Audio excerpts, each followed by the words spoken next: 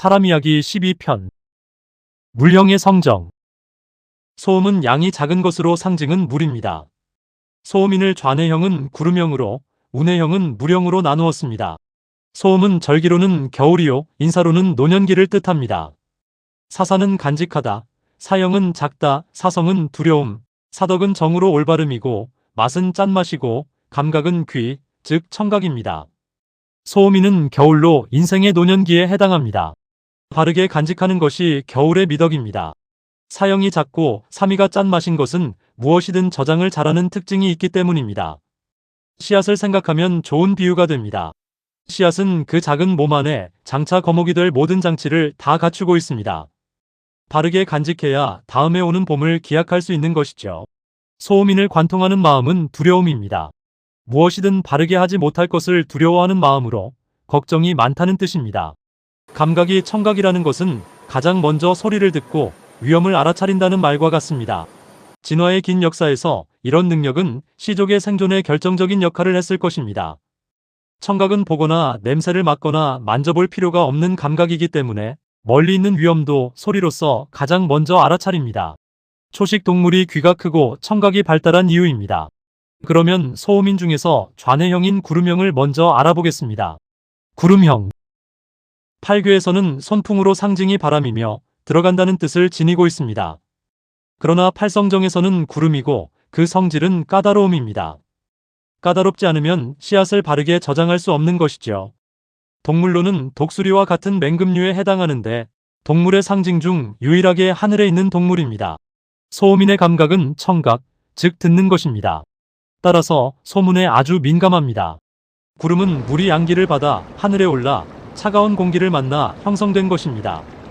하늘로 오른 구름형은 물형과 달리 두려움에 저항하는 힘을 갖고 있습니다. 소음의 단점을 극복하고 차가운 이성과 까다로운 성격을 가지게 됩니다. 까다로운 성격이 두려움을 걸러내는 작용을 하는 것이죠. 구름형은 독수리가 높은 하늘에서 땅을 살피듯이 작은 것 하나도 놓치지 않습니다. 이렇게 남이 보지 못하는 것도 보는 능력이 있기 때문에 구름형은 날카로운 이성의 소유자가 될 가능성이 어느 형보다 많습니다. 스스로 그런 점을 알아차린 사람은 자기가 똑똑하다고 생각하며 다른 사람을 낮춰보는 경향도 가지고 있습니다. 무엇이든 틀림이 없어야 직성이 풀리기 때문에 그렇지 못한 사람을 낮춰보는 것이죠. 하지만 이런 성격은 장점이 많습니다. 과학자나 비평가, 철학자라면 반드시 갖추어야 할 소양이기 때문입니다. 특히 비평이 필요한 언론이나 날카로운 눈이 필요한 법조계에도 빛을 발합니다. 평론가라면 말할 것도 없이 필요한 소양입니다. 한마디로 이 사회의 소금과 같은 존재입니다.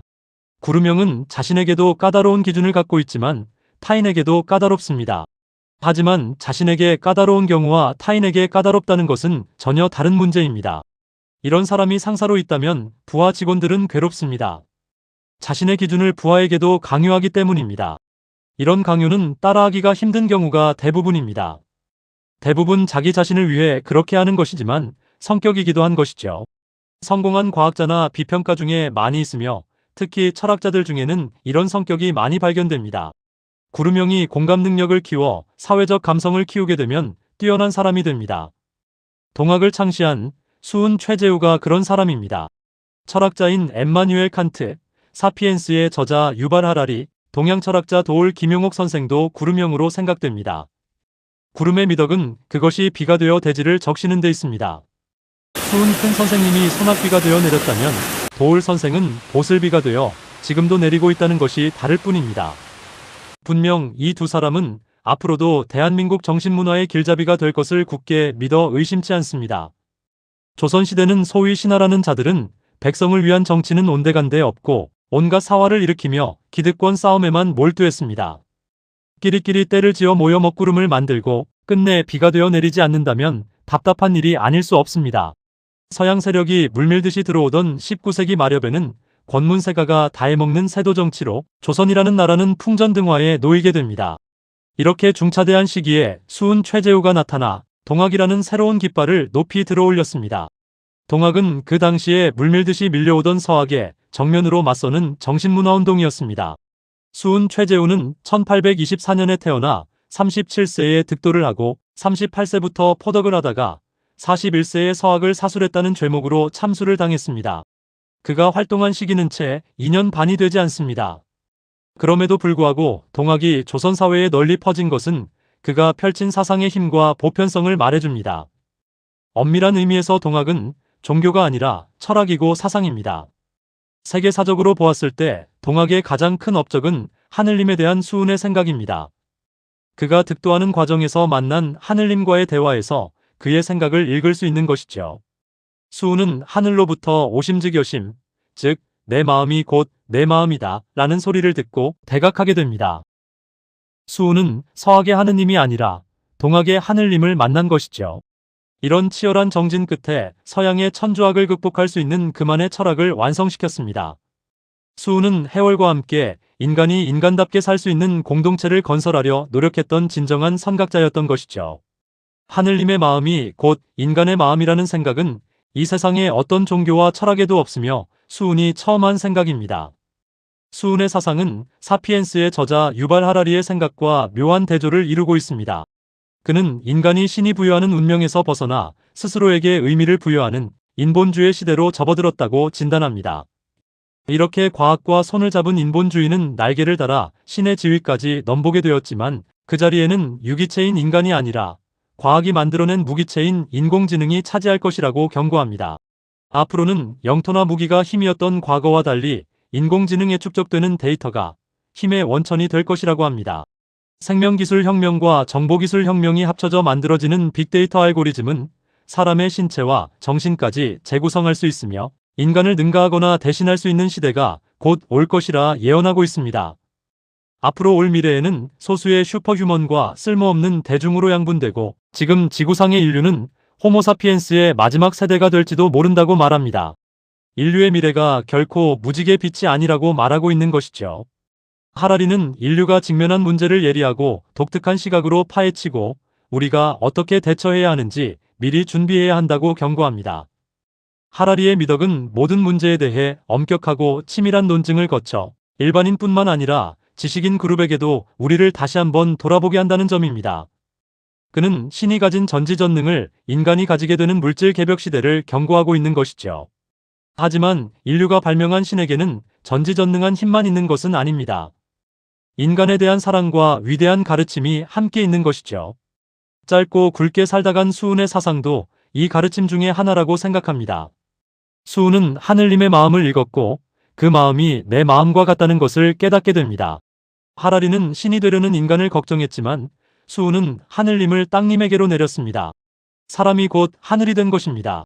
이제 사람은 말할 것도 없고 이 땅의 모든 만물은 신성을 갖게 됩니다. 그야말로 천동설이 지동설이 되었습니다. 수은은 이런 사고의 대전환을 개벽이라 말하고 있는 것이죠. 하늘과 사람이 같아짐으로 신에게 의탁했던 죽음의 문제도 이제는 사람이 해결해야 할 문제가 되고 말았습니다.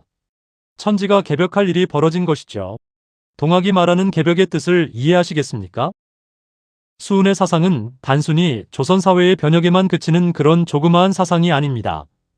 우리 인류가 물질 개벽이 아니라 정신 개벽으로 나아갈 수 있는 길을 열어준 사상이라 생각합니다. 7만 년 전 일어난 인지혁명은 호모사피엔스를 똑똑하게 만들었으며 그때 이미 지구의 정복자가 될 운명을 타고납니다. 그러나 자기가 언젠가는 죽는다는 사실을 알게 되는 최초의 생명체가 됩니다. 호모사피엔스는 삶과 죽음이 다르다고 생각했으며 죽음을 위해 10만 가지가 넘는 신을 발명합니다. 역사가 진행되면서 몇몇 강력한 종교가 살아남아 오늘에 이르고 있을 뿐입니다. 하지만 지금 이 세상의 종교들은 사람들로부터 의심받고 있으며 마지막 발판을 디디고 있는 형국입니다. 종교는 지난 수천 년간 인류를 지배해왔음에도 불구하고 인류의 역사는 말할 수 없는 악행과 끊임없는 전쟁으로 점철되어 왔습니다. 그럼에도 불구하고 세상에 종교가 없어진다면 어떤 일들이 벌어질까요? 그 공허한 빈자리는 쉽게 채워지지 않을 것입니다. 종교로부터 멀어진 세대들은 벌써부터 그 빈자리를 마약과 향락으로 채우려 하고 있습니다. 아마 기독교를 신봉하는 서양의 보수주의자들은 말세를 보듯 공포스러운 마음일 겁니다. 미국의 마가 세력이 종교가 주도하고 있는 것은 결코 우연이 아닌 것이죠. 과연 다음에 밟을 스텝은 어떤 것이 되어야 할까요? 이런 문제에 대한 해답 중 하나가 수은의 사상이 아닌가 생각해 봅니다. 유발 하라리는 옥스포드 대학에서 중세 전쟁사로 박사학위를 딴 전공자입니다. 유럽의 중세는 신교와 구교의 갈등, 마녀사냥, 영토에 대한 욕심, 유럽을 지배하던 가문들의 경쟁 등 하루도 바람잘 날 없는 시대였으며 인간의 갖은 추악한 모습이 난무하는 지옥과 같은 시대였습니다. 하라리는 과연 그곳에서 무엇을 느꼈을까요? 지금 같은 속도로 물질 개벽이 이루어진다면 그 힘은 틀림없이 더 큰 전쟁을 불러오거나 종말로 이어질 거라는 생각을 하지 않을 수 없는 것이죠. 하라리가 유태인이지만 무신론자가 된 것도 이와 관련이 있다고 생각합니다. 신에 대한 믿음을 버린 것이죠. 하라리는 21세기를 위한 21가지 재현이란 책에서 명상에 관한 말을 합니다. 그는 하루에 2시간씩 명상을 하며 매년 몇 개월씩 명상 수련을 떠난다고 합니다. 명상은 현실 도피가 아니라 현실에 더 가까이 가는 것이며 특히 인간의 정신을 이해하려 할 때 유용했다고 합니다. 그의 명상에 대한 말에 다소 엉뚱하다는 의견을 말하는 사람도 있지만 저는 그의 처절한 구도자적 몸부림을 느꼈습니다. 하라리는 어디까지나 유물론적인 관점에서 미래를 내다보고 해결책을 마련한 것이지만 무언가 마음 한켠에 공허함을 느낀 것이죠. 그가 절망적으로 보이는 미래를 내다보고 그 해답을 어떻게든 인간 존재 내에서 찾으려는 노력으로 저는 읽었습니다. 부처님도 보리수 아래에서 명상을 통해 깨달음을 얻었으니까요. 명상이 자기를 찾는 방법 중 하나라고 말들 하지만 과연 얼마나 많은 사람들이 자기를 찾았는지는 저는 알지 못합니다. 부처님처럼 깨닫는 것이 결코 쉬운 일은 아닐 것입니다. 그러나 자기를 찾으려는 노력, 그 자체만으로도 명상은 훌륭한 심신수련 방법이라 생각됩니다. 다만 종교에 회의적이었던 하라리는 종교적 색채가 없는 명상에 주목한 듯합니다. 수은 큰 선생님은 관의 탄압을 피해 남원의 교룡산성 밑에 은저감에서 5개월 동안 은거한 적이 있습니다. 이 은저감에서 그간의 생각을 정리하고 논학문 등 동학경전을 집필하셨으며 자신의 의지를 담은 검결도 이때 지으셨다고 합니다. 수은 큰 선생님의 웅온한 영혼의 외침을 잠시 감상하겠습니다. 시호시호 인해시호 부제레지 시호로다. 만세일지 장부로서 5만년지 시호로다. 용천검 드는 칼을 아니 쓰고 무엇하리.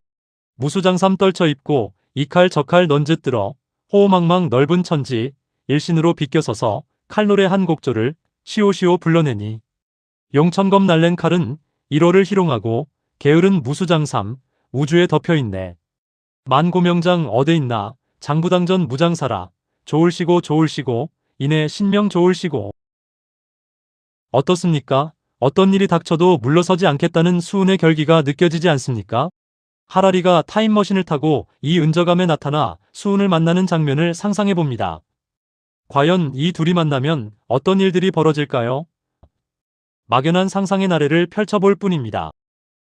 다음 시간에는 무령에 대한 이야기입니다.